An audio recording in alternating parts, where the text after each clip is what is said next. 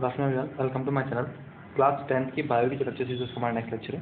Previous lectures के अंदर हमने control and coordination chapter start किया था। कंट्रोल एंड कोऑर्डिनेशन चैप्टर के अंदर हम लोग डिस्कस कर चुके थे। प्लांट्स का सेक्शन हम लोग कंप्लीट डिस्कस कर चुके हैं, जो मैंने अलग नोट से प्रिपेयर कवर कराया था आपको। एनसीईआरटी में वो बाद में दिया हुआ, मैंने आपको पहले ही प्लांट्स का पूरा सेक्शन कवर करा दिया था।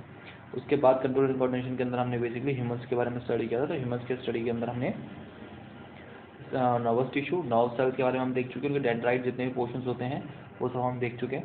प्लस हमने पूरा नर्वस टिश्यू के बारे में पढ़ चुके हैं हम लोग। और नर्वस टिश्यू के बाद हम लोग स्पाइनल कॉर्ड तक किस तरह से इन्फॉर्मेशन जाती है वो पढ़ चुके हैं। और उसके बाद हमने पढ़ा था आपके रिफ्लेक्स सेक्शन। तो ये टॉपिक हम पढ़ चुके हैं। नेक्स्ट जो टॉपिक आता है वो है हमारा ह्यूमन ब्रेन। अब देखिए, जस्ट एन एग्जाम्पल, कोई एक ह्यूमन है, इसका जस्ट एन एग्जाम्पल, ये हैंड से इस तरह से कोई नर्व सेल था आपके, वही डेंड्राइट्स वगैरह इस तरह से कनेक्टेड है, सब न्यूरॉन सब कनेक्टेड है। ये न्यूरॉन्स कहाँ जा रहे हैं? स्पाइनल कॉर्ड में जा रहे हैं, आपके यहाँ पीछे की तरफ। पीछे आपके यहाँ बैकबोन होती है ना स्पाइनल कॉर्ड, वहाँ से कनेक्टेड है ये सारे नर्व टिश्यू। तो अगर आपका रिफ्लेक्स सेक्शन होता है, हमने पढ़ा था कि रिफ्लेक्स सेक्शन होगा तो इन्फॉर्मेशन क्या होती है, इनके थ्रू यहाँ जाती है और यहाँ से माइंड तक नहीं जाके वापस यहीं से क्या होती है, रिवर्स हो जाती है। ठीक है, तो ये होता है हमारा रिफ्लेक्स सेक्शन। इसको बोलते हैं हम रिफ्लेक्स सेक्शन या रिफ्लेक्स आर्क। ठीक है, रिफ्लेक्स एक्शन या आप बोलते हो उसको आर्क भी बोलते हैं। एक्शन की जगह आर्क भी बोला जाता है।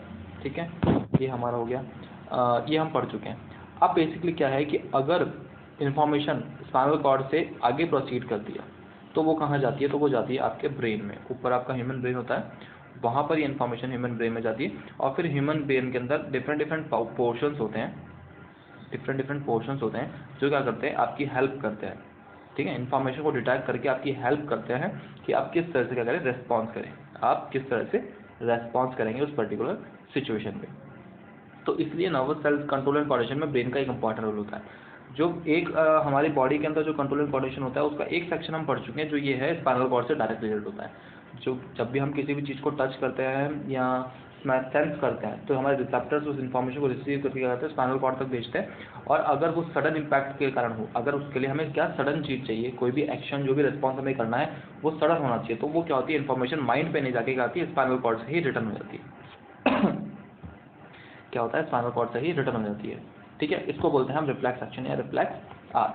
अब अगर इन्फॉर्मेशन क्या है, स्पाइनल कॉर्ड पे नहीं जाके अगर आपके आगे प्रोसीड करती है तो वो जाती है आपके ब्रेन में। और फिर ब्रेन आपको इन्फॉर्म करता है क्या, कि इस पर्टिकुलर सिचुएशन में आपको क्या रिस्पॉन्स करना है। तो कहने का मतलब क्या है, ये थोड़ा सा डिले होगा रिफ्लेक्स एक्शन से, थोड़ा सा क्या होगा, डिले होगा। क्यों? क्योंकि इसमें अपना माइंड को यूज़ करते हैं। ठीक है, आपके माइंड के अंदर वो कंडीशन जाती है, जो भी आपने एक्शन मतलब जो भी रेस्पॉन्स आपने लिया है, रिसेप्टर्स ने आपके लिया है, आपका माइंड आप उसको रीड करता है और फिर आपको रेस्पॉन्स देता है कि भाई एक्चुअल में ये चीज़ है। ठीक है, फिर चाहे वो थिंकिंग हो या अपना हाथ को हटाना हो या भागना हो या एक्सरसाइज करना, कुछ भी हो।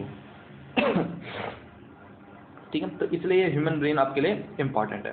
तो रिफ्लेक्स एक्शन के बाद हमारा जो टॉपिक आता है वो है ह्यूमन ब्रेन। तो ह्यूमन ब्रेन क्यों पढ़ रहे हैं, इसका रीज़न मैंने आपको बता दिया कि उसका पढ़ने का रीज़न क्या है। क्योंकि बेसिकली रिफ्लेक्स एक्शन के बाद जो प्रोसेस होता है कि अगर रिफ्लेक्स एक्शन नहीं होगा, मतलब सडन रेस्पॉन्स नहीं करना है, तो उसके बाद क्या होता है, इन्फॉर्मेशन ब्रेन तक जाती है, ब्रेन उस इन्फॉर्मेशन को रीड करता है और फिर आपको एक्शन के लिए रिस्पॉन्स करता है। तो उसके लिए हमारी ह्यूमन ब्रेन रिक्वायर्ड होता है। तो देखिए, रिफ्लेक्स सेक्शन हम पढ़ चुके हैं, स्पाइनल कॉर्ड से डायरेक्ट रिलेट करता है। अगर कुछ ऐसी क्वेश्चन है जिसमें हमको सोचना पड़ता है, ठीक है, तो वो स्पाइनल कॉर्ड से नहीं जाके क्या होती है, नर्व टिश्यूज कहाँ जाती है, आपकी इन्फॉर्मेशन पहुँचाती है कहाँ पर, आपके ब्रेन में। कहाँ पहुँचाएगी इन्फॉर्मेशन? आपके ब्रेन में। तो thinking involves more complex mechanism and neuron corrections. ठीक है, बेसिकली क्या है, थिंकिंग के लिए आपको क्या चाहिए, और भी कॉम्प्लेक्स मैकेनिज्म चाहिए। ठीक है, तो वो आपके स्पाइनल कॉर्ड के अंदर नहीं होता। जो आपकी बैकबोन होती है स्पाइनल कॉर्ड में, वो उतना कॉम्प्लेक्स स्ट्रक्चर नहीं होता, वो खाली आपको रिफ्लेक्स एक्शन के लिए रेस्पॉन्स कर सकता है। केवल रिफ्लेक्स एक्शन के लिए क्या करता है, रेस्पॉन्ड कर सकता है। बाकी थिंकिंग प्रोसेस के लिए आपके स्पाइनल कॉर्ड वर्क नहीं कर सकता। उसके लिए क्या होता है, हमारे बॉडी के अंदर एक अलग पोर्शन जिसको हम बोलते हैं ब्रेन। क्या बोलते हैं? ब्रेन। ठीक है, तो these are considered in brain. तो ये सब जो भी केमिकल कॉम्प्लेक्स मैकेनिज्म या जो भी कनेक्शंस होते हैं, ये जो कहाँ जाके मिलते हैं, स्पाइनल कॉर्ड्स वगैरह यानी न्यूरॉन्स वगैरह कहाँ जाके कनेक्ट होते हैं, ब्रेन के अंदर। ठीक है, which is the main coordination centre of the body, जो हमारे पूरी बॉडी का एक कोऑर्डिनेशन सेंटर है। हमारी पूरी बॉडी का क्या है, एक कोऑर्डिनेशन सेंटर। ठीक है, हमारी पूरी बॉडी क्या होती है, इनसे ही कोऑर्डिनेट करती है। The brain and the spinal cord constitute the central nervous system. जो ब्रेन और जो आपका स्पाइनल कॉर्ड होगा वो क्या करेगा, आपके सेंट्रल नर्वस सिस्टम, एक तरीके से आप बोल सकते हैं। जो आपका नर्वस टिश्यू हो ना, कंप्लीट नर्वस टिश्यू, कैसे जितने भी न्यूरॉन्स कनेक्ट हो रहे हैं उन सब न्यूरॉन्स को कनेक्शन के लिए क्या बोलते हैं हम, नर्वस टिश्यू। तो देखिए जस्ट एग्जाम्पल हम बात करें, सेंटर क्या होगा मैं आपको बताता हूँ। ये देखिए आपके, ये आपका जस्ट एग्जाम्पल एक हैंड से नर्वस टिश्यू चल रहा है, इस तरह से एक और नर्वस टिश्यू चल रहा है आपके इस तरफ, इस तरह से आपके बॉडी के लोअर पोर्शन में हम मान लेते हैं यहाँ पर, और इस तरह से यहाँ भी हम मान लेते हैं। तो देखिए यहाँ से इन्फॉर्मेशन क्या, और यहाँ ऊपर जाके फिर आपके नर्वस टिश्यूज कहाँ पे जाएंगे, आपके माइंड में, ठीक है, यानी आपका ब्रेन, आपका ब्रेन के अंदर, ठीक है। तो देखिए इसको सेंट्रल नर्वस टिश्यू क्यों बोलते हैं, क्योंकि बेसिकली क्या है कि इन्फॉर्मेशन यहाँ से जाएगी, उसके बाद स्पाइनल कॉर्ड में जाएगी, और स्पाइनल कॉर्ड अगर रिफ्लेक्स एक्शन के लिए मतलब सडन इम्पैक्ट चाहिए तब वो तो यहाँ से डायरेक्ट रेस्पॉन्स क्रिएट कर देंगे। अगर सडन रेस्पॉन्स नहीं है तो फिर यहाँ से इन्फॉर्मेशन आ जाएगी ब्रेन के अंदर। तो कहने का मतलब क्या है कि जो इन्फॉर्मेशन वगैरह जा रही हैं वो कहाँ इंप्लीमेंट हो रही है, एक तो आपके ब्रेन में इंप्लीमेंट हो रही है, एक स्पाइनल कॉर्ड के अंदर। तो ये कंप्लीट नर्वस टिश्यू है, ये जो सारे न्यूरॉन्स मिलके जब चेन बना रहे हैं ना, ये कंप्लीट क्या है आपका, ये सब जो नर्वस टिश्यू न्यूरॉन्स मिलके जो एक चेन बना रहे हैं इसको हम क्या बोलते हैं, नर्वस टिश्यू। तो इन सब में अगर हम सेंटर की बात करें तो ये जो आपका स्पाइनल कॉर्ड है और ये जो आपका ब्रेन है, ये एक इंपॉर्टेंट रोल प्ले कर रहा है। ये क्या कर रहा है, एक इंपॉर्टेंट रोल प्ले कर रहा है। क्यों, इन्फॉर्मेशन इन तक आ रही है और फिर इनके बाद ही रिस्पॉन्स हो रहा है। तो ये क्या है, एक तरीके से सेंटर आप बोल सकते हो, यानी सबसे इंपॉर्टेंट हो गया आपके लिए, ठीक है, मेन कोऑर्डिनेशन हो गए। तो main coordination of the centre of the body. तो जो भी आपका स्पाइनल कॉर्ड हुआ और ब्रेन जो हुआ, ये क्या होंगे आपके main coordination centre of the body. तो the brain and the spinal cord constitute the central nervous system. इसको आप क्या बोल सकते हैं, सेंट्रल नर्वस टिश्यू भी बोल सकते हैं। आपसे एमसीक्यू भी पूछा सकता है, what are the body parts consider in central nervous tissue. तो आपको बताना है brain and spinal cord. Brain and spinal cord are consider in the central nervous system. आगे चाहिए, they receive information from all body parts of the body and integrative. ये क्या करते हैं, आपके सेंटर क्यों बोलते हैं, क्योंकि सब जगह से इन्फॉर्मेशन को कलेक्ट करते हैं और फिर रेस्पॉन्स को सेंड करते हैं। क्या करते हैं, सब जगह से इन्फॉर्मेशन को रिसीव करते हैं और फिर क्या करते हैं, इंटीग्रेट करते हैं, मतलब रेस्पॉन्स को देते हैं। तो इसलिए इनको हम क्या बोलते हैं, सेंट्रल नर्वस सिस्टम। आगे देखिए, अब देखिए कुछ ऐसी चीज़ें हैं, कुछ ऐसे एक्शन हैं जिनके लिए हमें सोचना पड़ता है, जिसमें example writing, talking, moving a chair, clapping at the end of a programme are example of voluntary actions. Voluntary actions क्या होता है, जिनके अंदर हम क्या होता है, कंट्रोल होता है, और इनवॉलंटरी एक्शंस क्या होता है, जिनके अंदर हमारा कोई भी कंट्रोल नहीं होता। तो वॉलंटरी एक्शन जैसे कि अगर आप किसी चेयर को मूव कर रहे हैं तो उसमें आपका कंट्रोल है, आप लिख रहे हैं तो उसमें आपका कंट्रोल है, आप बात कर रहे हैं तो उसमें आपका कंट्रोल है, ठीक है, क्लैप कर रहे हैं किसी प्रोग्राम के एंड होने पर उसका आपका कंट्रोल है, ठीक है। तो ये सब क्या है, आपको बेसिकली क्या है कि आपको अगला क्या कदम, मतलब आपको नेक्स्ट क्या स्टेप लेना है, आपको नेक्स्ट क्या स्टेप लेना है। तो ये बेसिकली क्या है, एक तरीके का क्या है, कोऑर्डिनेशन है या कंट्रोल है। तो ये किसके थ्रू होता है, इसमें थिंकिंग की रिक्वायरमेंट होती है। क्या होती है, थिंकिंग की रिक्वायरमेंट होती है। तो जो हमको कहाँ से इन्फॉर्मेशन मिलेगी, ब्रेन से, ना कि स्पाइनल कॉर्ड से। रिफ्लेक्स एक्शन, सडन रिस्पॉन्स करना है तो आपका स्पाइनल कॉर्ड से जाएगी इन्फॉर्मेशन, और अगर आपको थिंकिंग प्रोसेस आ गया तो वो इन्फॉर्मेशन आ जाएगी ब्रेन से, और फिर वहाँ के बाद आपको रेस्पॉन्स मिलेगा।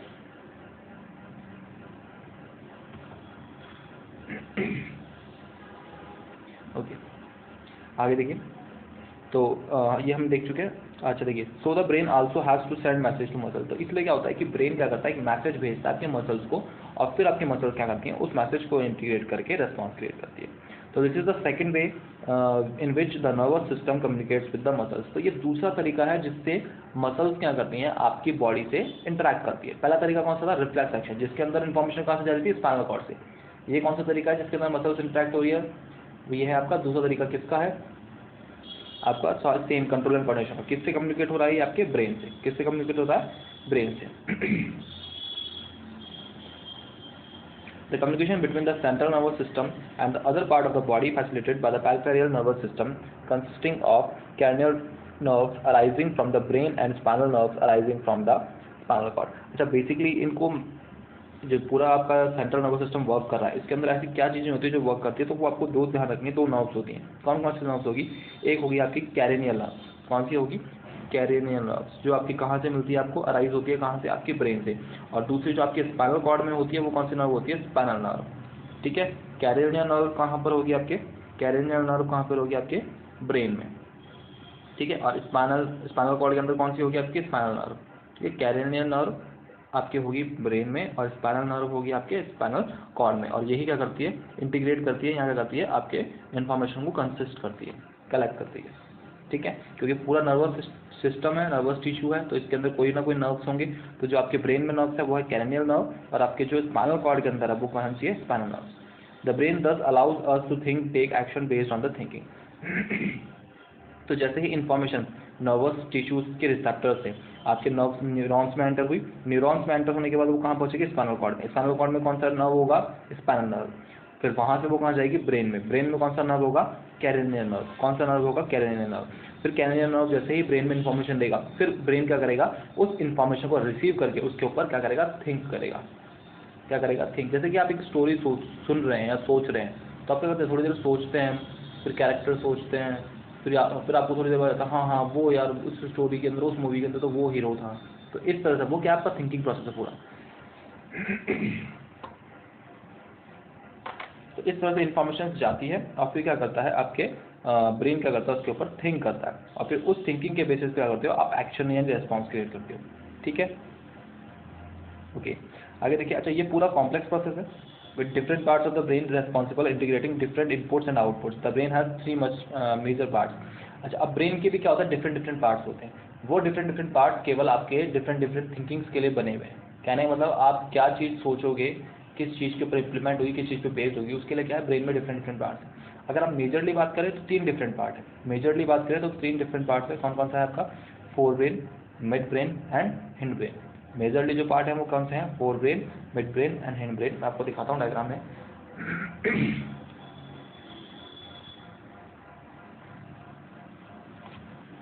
ये देखिए, ये है आपका फोर ब्रेन, दिख रहा होगा आपको। ये जो आगे का पोर्शन होता है ये वाला कंप्लीट, ये होता है आपका फोर ब्रेन। ठीक है, देन है आपका मिड ब्रेन। अगर आप देखें मिड ब्रेन, आपकी ये मिड ब्रेन यहाँ मार्क है। देन होता है आपका हिंड ब्रेन। ठीक है, हिंड ब्रेन आपका ये मार्क है यहाँ पर, ये जो हिस्सा होता है ये हिंड ब्रेन का होता है, ये वाला। तो ये आ गया फोर ब्रेन, ये हो गया इस तरफ हो गया आपका मिड ब्रेन, और ये हो गया आपका हिंड ब्रेन। ठीक है, इस तरह से आपके क्या होता है, ब्रेन के पार्ट्स होते हैं। जो 3 पार्ट हैं, बेसिकली बहुत सारे पार्ट्स होते हैं। अगर आप और भी बात करें तो देखिए, सेरेब्रम होगा, ठीक है, पॉन्स होगा, मेडुला हो गया, सेरेबेलम हो गया, ठीक है, ये डिफरेंट डिफरेंट पार्ट्स होता है। लेकिन मेजरली हमें 3 पढ़ने हैं, इन 3 के अंदर सब पार्ट्स पढ़ने हैं।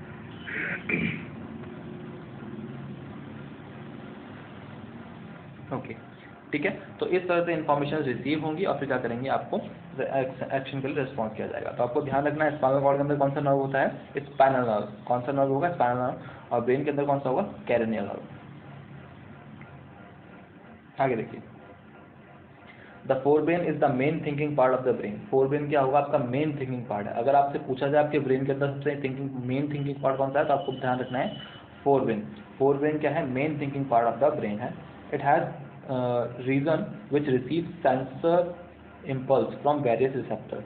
हमारी बॉडी के अंदर जो सेंसर इम्पल्स होते हैं, इम्पल्स मतलब क्या होता है, अगर आपने 9th क्लास के अंदर फिजिक्स में पढ़ा होगा, इम्पल्स क्या होता है, बेसिकली क्या होता है, एक इन्फॉर्मेशन को इलेक्ट्रिकल बेस पे अगर आप सेंड करें एक पोजीशन से दूसरी पोजीशन पे बहुत स्पीडली, तो उसको इम्पल्स बोला जाता है।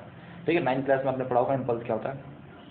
तो सेंसरी इम्पल्स मतलब आपके क्या करते हैं, और बॉडी अंदर क्या करती है, सेंस करके उसको इम्पल्स में कन्वर्ट करके, इलेक्ट्रिकल सिग्नल्स में कन्वर्ट करके क्या होते हैं, जितने भी रिसेप्टर्स हैं आपके बॉडी के डिफरेंट डिफरेंट बॉडी पार्ट्स में, वहाँ से क्या होता है, वो इम्पल्स के फॉर्म में इन्फॉर्मेशन फटाफट आपके ब्रेन तक पहुँचती है।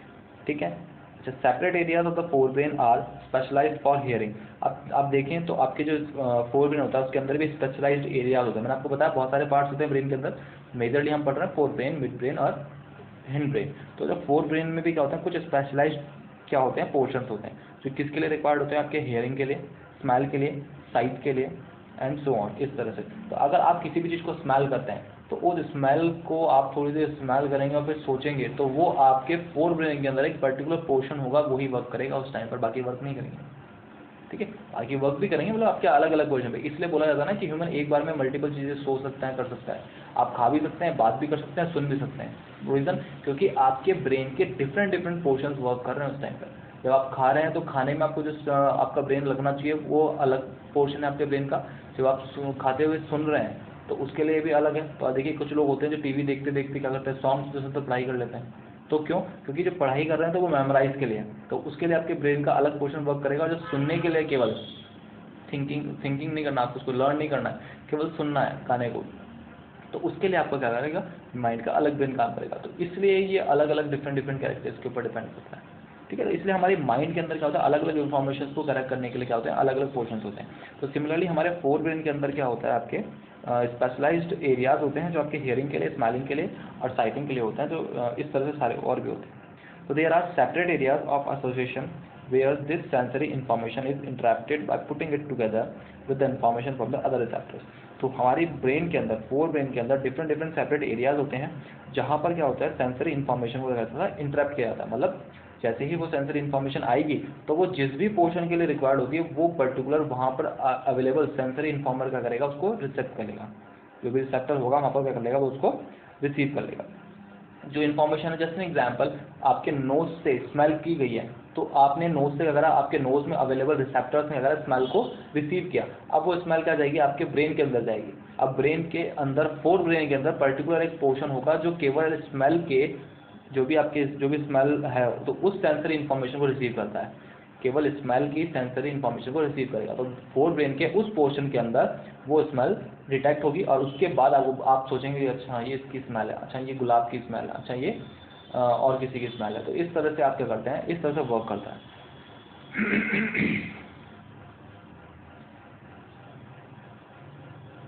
आगे देखिए, तो इस तरह से क्या होता है, रिसेप्टर बॉडी के अलग अलग रिसेप्टर से क्या होता है, इन्फॉर्मेशन आगे कैरी होती है, as well as with information that is already stored in the brain. जब वो इन्फॉर्मेशन क्या होती है, आपकी बॉडी के अंदर, आपके ब्रेन के अंदर ऑलरेडी स्टोर्ड होती है। ठीक है, क्यों, देखिए आप, ये साइंटिफिक चीज़ है। एक्चुअल में क्या है, हमें जो सपने आते हैं या हम जो भी चीज़ सोचते हैं, कभी सडनली किसी चीज़ को देख के यार ऐसी ये चीज़ कहीं देखी है, तो वो हमको ऐसा क्यों फील होता है। हम किसी पर्सन को बहुत सालों बाद देखते हो, हम उसकी शक्ल देख के सोचते हैं इसको मैंने कहीं देखा है, तो वो क्या है, वो इन्फॉर्मेशन आपके माइंड के अंदर क्या हो चुकी है, सेव हो चुकी है। वो इन्फॉर्मेशन आपके माइंड के अंदर क्या हो चुकी है, सेव हो चुकी है। इसलिए क्या करते हैं, आप उस चीज़ को करते हो, फिर मेमोराइज करते हो। तो इसलिए यहाँ पर ये बोला गया है कि इन्फॉर्मेशन हमारी ब्रेन के अंदर ऑलरेडी स्टोर होती है। जस्ट एन एग्जाम्पल, आज की तारीख में अगर आपके सामने एप्पल नहीं है और कोई एप्पल बोलता है, तो आपके माइंड में अपने आप एप्पल की इमेज बन जाती है। तो वो कहाँ से आई है, क्योंकि आपने बचपन में ए फॉर एप्पल, जब आप छोटे क्लास में से थे, जब आपने अगर ए फॉर एप्पल को याद करके, उसको देखकर, उसके डायग्राम को देखकर आपने अगर अपने माइंड के अंदर उसको सेट कर रखा, उस इन्फॉर्मेशन को कलेक्ट कर रखा है, तो आप जब भी आपको इन्फॉर्मेशन की रिक्वायर्ड होती है, आप एप्पल बोलते हैं, तो आपके माइंड में अपने आप को एप्पल बन जाता है। ठीक है, तो ये क्या है, वो इन्फॉर्मेशन हमारे माइंड के अंदर ऑलरेडी स्टोर्ड है। अब ऐसी कोई इन्फॉर्मेशन है जो हमारे माइंड के अंदर ऑलरेडी स्टोर्ड नहीं है, तो उस पर हम थिंक करते हैं। कभी आपको कोई सडनली कोई चीज़ बोलता है तो आप बोलते हैं यार ये क्या है, ये तो मैंने कभी देखा ही नहीं, ये तो मैंने कभी सुना ही नहीं। तो वो क्या है, आपने कभी देखा नहीं, कभी सुना नहीं है, तो आपके माइंड में क्या होती है, वो इन्फॉर्मेशन फीड नहीं होती। तो आप ऐसे बोलते हैं ये तो मैंने कभी देखा ही नहीं है, कभी मैंने सुना ही नहीं है। तब फिर क्या करते हैं आप जैसे आपने उस चीज़ को देख लिया, पहली बार में आप ये बोलेंगे कि यार ये तो मैंने कहीं देखा नहीं, कभी सुना ही नहीं, बट नेक्स्ट टाइम जब भी वो आएगा आपके सामने, तो आपको क्या हो जाएगी, वो पर्टिकुलर कंडीशन याद आ जाएगी। तो वो क्या है कि उस टाइम पर जब आपने उसको फर्स्ट टाइम देखा, तब वो इन्फॉर्मेशन आपके माइंड के अंदर क्या हो चुकी है, स्टोर हो चुकी है। क्या हो चुकी है, स्टोर हो चुकी है। वो इन्फॉर्मेशन आपके माइंड के अंदर क्या हो चुकी है, स्टोर हो चुकी है। तो इस तरह से क्या होती है, इन्फॉर्मेशन माइंड के अंदर स्टोर होती है।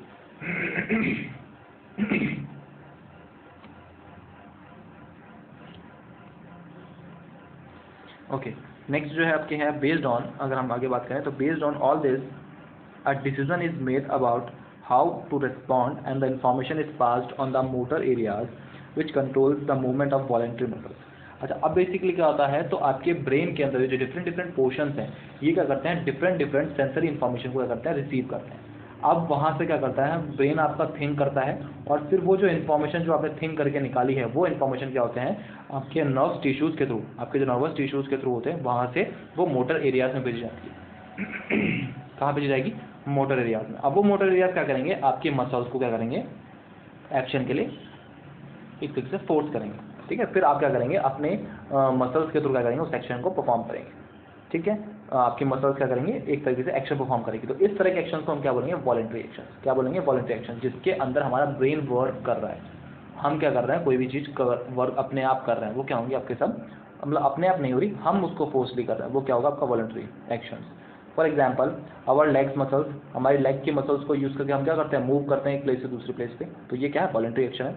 However certain sensation are distinct from the seeing और हियरिंग। फॉर एग्जाम्पल, ऐसे ही कुछ इन्फॉर्मेशन होती है जो आप देख के या सुन के भी लेते हैं। For example, how do we know that we have eaten enough. ठीक है। अच्छा, अब कुछ इन्फॉर्मेशन ऐसी है जो हम लोग देख के और सुन के ले सकते हैं, और कुछ इन्फॉर्मेशन ऐसी होती है जो हम देख के और सुन के क्या कर सकते हैं, सेंस नहीं कर सकते।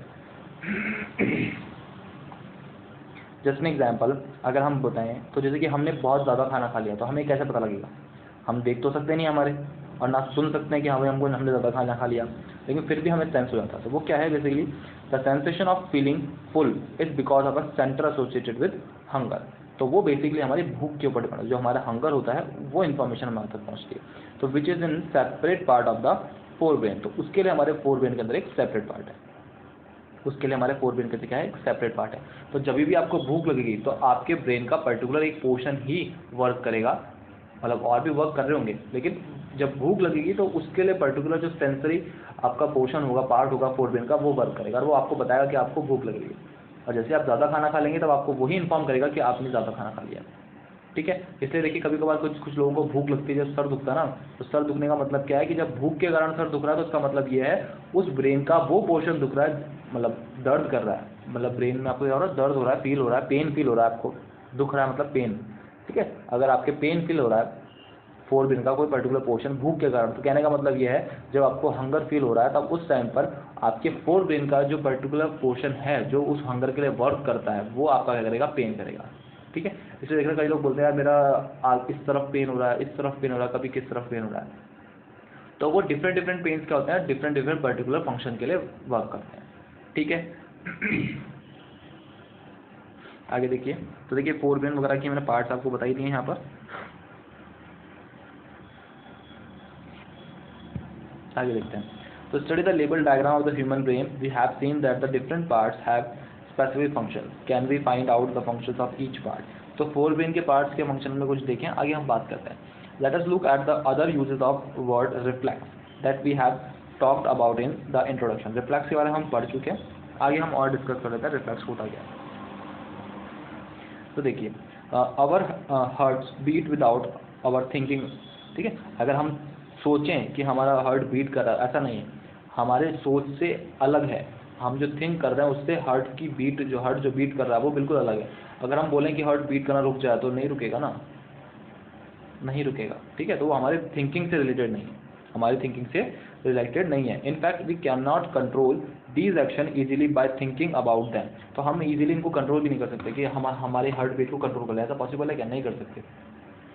हमारे ब्रेन को यूज़ करके हम थिंक करके क्या हार्ट की बीट को कंट्रोल कर सकते हैं? नहीं कर सकते। इवन वी वांटेड टू, अगर हम चाहें तो भी नहीं कर सकते। ठीक है। Do we have to think about the remember to breathe. क्या हमें कभी सोचना पड़ता है सांस लेने के लिए? मतलब आप जो ब्रीथ करते हैं क्या उसके लिए आपको कभी सोचना पड़ता है? नहीं। अगर आप अब ऐसे रुक के अगर आप देखना, मुझे पता है बहुत बच्चे ऐसे करने लगे होंगे, रुक के सांस ले रहे होंगे, रोक रहे होंगे, ऐसे नहीं। जब आप रेगुलर कोई भी वर्क कर रहे हैं, कुछ भी काम कर रहे हैं, कुछ भी काम कर रहे हैं, तो क्या उसके लिए आपको सोचना पड़ता है सांस लेने के लिए? नहीं सोचना पड़ता, वो अपने आप होती है। आप ब्रेथ क्या करते हैं? अपने आप ब्रीथ करते हैं। ठीक है। इस तरह से तो आप अपने आप क्या करते हैं? ब्रीथ करते हैं।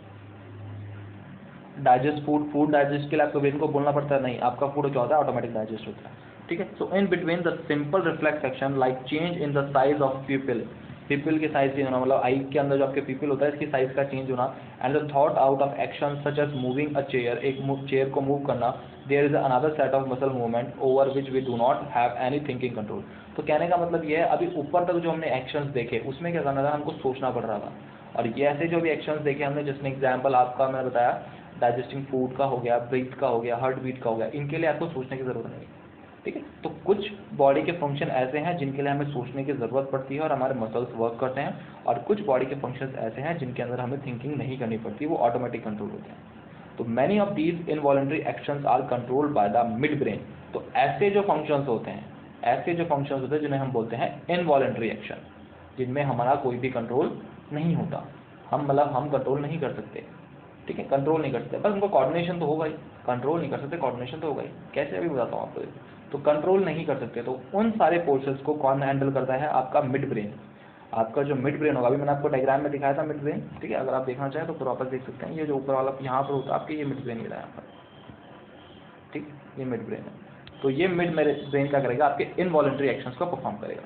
किन एक्शंस को? इनवॉलंटरी एक्शंस कौन से हो गए? जिनके अंदर हमारा कोई भी कंट्रोल नहीं होता या हमें उनमें थिंकिंग करने की जरूरत नहीं पड़ती। वॉलंटरी एक्शंस क्या होते हैं? जिनमें हमें थिंक करने की जरूरत पड़ती है।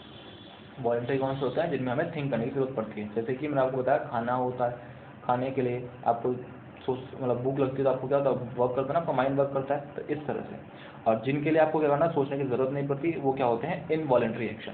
वो क्या होते हैं, इनवॉलंटरी एक्शन। जैसे कि हार्ट का बीट होना, फूड का डाइजेस्ट होना, ब्रीथिंग करना, इनके लिए क्या होता है, आपको कोई भी कंट्रोल की ज़रूरत नहीं होती, आपका ब्रेन में वर्क नहीं करता, थिंकिंग की ज़रूरत नहीं होती।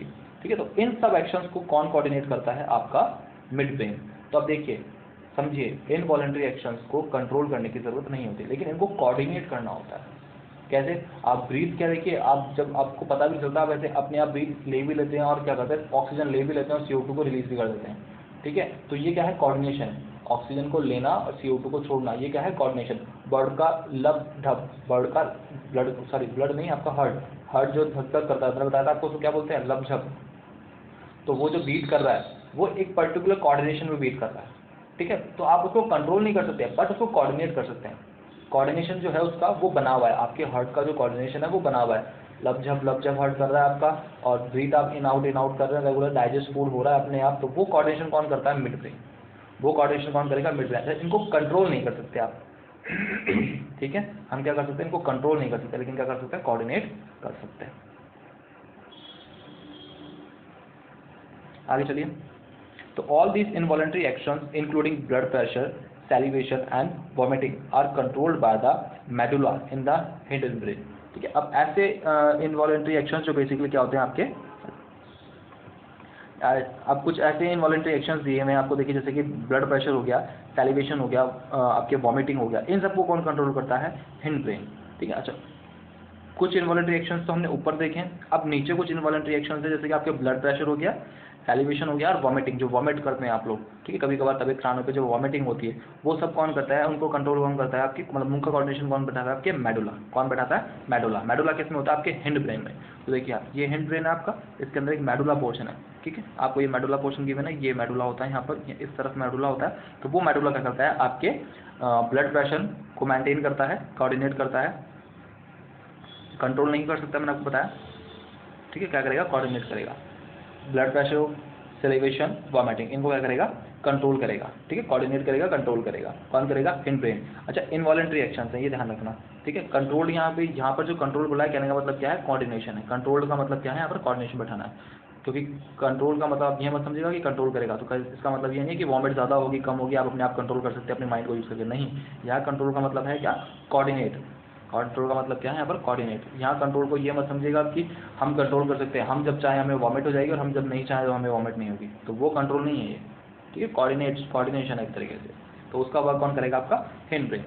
तो think about activities like walking in a straight line, riding a bicycle, picking up a pencil, these are possible due to a part of the hind brain। ठीक है, तो इन सब के अगर आप कुछ एक्टिविटीज़ है, जैसे कि आप एक स्ट्रेट लाइन पे वॉक कर रहे हैं, बाइसिकल राइड कर रहे हैं, पेंसिल को पिक कर रहे हैं, तो ये जो पर्टिकुलर फंक्शंस हैं, ये आपके हिंड ब्रेन का एक पर्टिकुलर एरिया वर्क करता है, जिसे हम बोलते हैं सेरेबेलम। क्या बोलते हैं, सेरेबेलम। ये देखिए आप यहाँ लिखा हुआ है सेरेबेलम, हिंड ब्रेन का एक पर्टिकुलर फंक्शन पार्ट है, वो वर्क करता है, इसको हम क्या बोलते हैं, सेरेबेलम। ठीक है, हिंड ब्रेन का। Next, it is responsible for the precision of voluntary action and maintaining the posture and balance of the body. अच्छा, जो सेरेबेलम आपका वर्क करता है वो बेसिकली क्या है, आपके वॉलंटरी एक्शंस को प्रिसिशन करता है, प्लस आपके बॉडी का पॉस्चर बना के रखता है। जब आप एक स्ट्रेट लाइन में मूव कर रहे हैं तो आपके एक बॉडी का स्ट्रेट पॉस्चर होता है। जब एक बाइसिकल को आप चला रहे हैं, राइड कर रहे हैं, तो आपका एक पर्टिकुलर पॉस्चर होता है। जब आप एक पेंसिल को पिक कर रहे हैं तो आपके एक हैंड का पर्टिकुलर पॉस्चर होता है। ठीक है, तो उस पर्टिकुलर पॉस्चर को बैलेंस करता है कौन, आपका सेरेबेलम। कहाँ पर होता है, हिंड ब्रेन के अंदर। ठीक है, imagine what would happen if each of these events failed to take place if we were not thinking about it। अगर आप सोच के देखिए, अगर हम ये सब चीज़ें नहीं कर पाए, हम सब इन इवेंट्स में फेल हो जाए, तो हम कोई भी फंक्शन नहीं कर सकते। ठीक है, तो ब्रेन इसलिए हमारे क्या होता है, एक इंपॉर्टेंट रोल प्ले करता है। ठीक है, तो ये इस तरह से हिंड ब्रेन, मिड ब्रेन और आपके फोर्थ ब्रेन, तीनों पोर्शन हो गए ब्रेन के। और ब्रेन के बारे में जितना आपके एनसीईआरटी में गिवन है उतना मैं एक्सप्लेन कर चुका हूँ। के अलावा अगर किसी को चाहिए तो आप मुझे बता दीजिएगा, मैं इस तरह से एक टेबल बनवा दूंगा, फोर ब्रेन, मिड ब्रेन और हिंड ब्रेन की। ठीक है, कौन कौन से डेटा क्या क्या होते हैं, यहाँ मैं एक PDF प्रोवाइड कर दूंगा जिसके अंदर आपको सारा डेटा गिवन होगा। ठीक है, fore brain, mid brain, hind brain की क्या होगी, PDF दे दूंगा, PDF नहीं मतलब एक पेज दे दूंगा जिसके अंदर सारी इन्फॉर्मेशन गिवन होगी आपको डिटेल में। तो वहाँ से अगर आप डिफ्रेंशिएट करना चाहते हो, क्योंकि डिफ्रेंशिएट पूछा जाता है इसके अंदर, आपके एनसीईआरटी में इतना ही डेटा गिवन है। ओके, तो यहाँ तक हम ब्रेन कंप्लीट कर चुके हैं। अब इसके बाद आपके एनसीईआरटी में जो टॉपिक है वो आपके प्लांट्स के अंदर कंट्रोल एंड कोऑर्डिनेशन कैसे होता है। प्लांट्स का कंट्रोल एंड कोऑर्डिनेशन अगर आपको रिमेंबर हो तो मैंने चैप्टर स्टार्ट करा था, जब करा चुका हूँ आपको, एनसीईआरटी स्टार्ट कराई थी उससे पहले सारा प्लांट का सेक्शन करा चुका हूँ, वो भी डिटेल में। आपके एनसीईआरटी में बहुत लिमिटेड अमाउंट में दिया, मैंने पूरा डिटेल में आपको करा चुका हूँ, ठीक है। इसके बाद जो पोर्शन बचता है वो है आपका नेक्स्ट जो पोर्शन है वो आपका बनता है क्या, आपके हार्मोन्स। क्या होता है आपका जब, तो नेक्स्ट जो टॉपिक है इसी चैप्टर के अंदर जो नेक्स्ट टॉपिक है वो है आपका हार्मोन्स। तो जो नेक्स्ट लेक्चर आएगा उसके अंदर हार्मोन्स को डिस्कस करेंगे। उसके बाद अगर टाइम बचेगा एक लेक्चर और अगर आपको इस वीक में मिलता है तो मैं एक बार वो प्लांट सेक्शन वाला रिवाइज करा दूंगा एनसीईआरटी से फटाफट। पहले अपन हार्मोन्स स्टार्ट करेंगे, क्यों, क्योंकि बेसिकली क्या है, हमने ह्यूमन्स के बारे में पढ़ा है तो हमें हार्मोन्स को पढ़ना ज़्यादा ईजी होगा, हमें पता चल जाएगा कि बॉडी के किस किस पोर्शन में कौन सा हार्मोन हेल्प कर रहा है और किस तरह से इन्फॉर्मेशन को क्या करता है रिसीव और अगर तरह रेस्पॉन्स करने में हेल्प करता है। तो इसलिए पहले हम हार्मोन्स पढ़ेंगे, फिर अगर आपको रिक्वायर्ड हो तो आप चाहेंगे तो मैं एनसीईआरटी से वापस एक बार प्लांट्स वाला सेक्शन रिवाइज कराऊंगा। ओके, तो फिर भी अगर किसी को कोई डाउट है तो आप कमेंट बॉक्स में कमेंट कर सकते हैं। Okay, thank you.